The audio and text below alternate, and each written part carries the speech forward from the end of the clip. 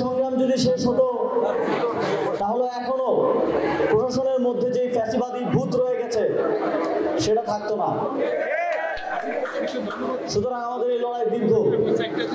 আমরা তো এক দফায় শুধুমাত্র শেখ হাসিনার পতন দিতে পারতাম, কিন্তু এদেশের জনগণ জানে যে শুধুমাত্র ব্যক্তি শেখ হাসিনার পতনের মধ্য দিয়ে আমাদের মুক্তি সম্ভব না।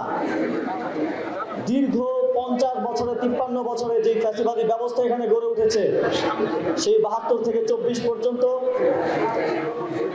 তার ভিত অনেক গভীরে, তার শেকড় অনেক গভীরে পতিত। আমরা শুধু গাছটা কাটতে পেরেছি, কিন্তু সেই শিকড় এখনো উৎপাদ করতে পারেনি। সেই লড়াই আমাদেরকে চালিয়ে যেতে হবে। সেই শিক্ষা আমাদেরকে মাওলানা ভাসানী দিয়েছেন, সেই পথ আমাদেরকে দেখিয়েছেন।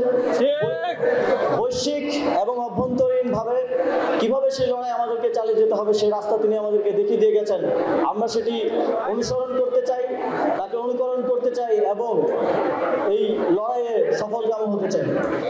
আমরা বলেছি যে এখানে কোনো একক জাতির পিতা নেই। আমাদের অনেক ফাউন্ডিং ফাদার্স রয়েছে, তার মধ্যে অন্যতম প্রধান একজন হলেন মাওলানা আব্দুল হামিদ খান ভাসানী। কারণ আমি যেমনটা বললাম, এখনো মুজিববাদ রয়ে গেছে, এখনো মুজিববাদের পক্ষের লোকেরা রয়ে গেছে। এখনো যখন আমরা মুজিবের ছবি সরাই, তখন আমাদেরকে বলা হয় মুজিবের ছবি সরানো উচিত হয় নাই।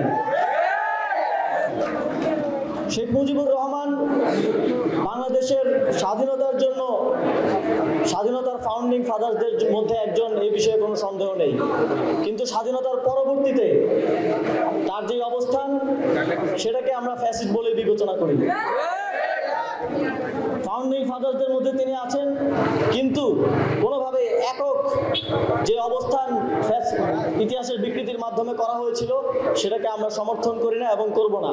এবং একে যদি কেউ সমর্থন করে, কেউ যদি সেই পুরনো ফ্যাসিবাদী ব্যবস্থাকে টিকিয়ে রাখতে চায়, তাহলে আমরা আমাদের লড়াই চালিয়ে যাব।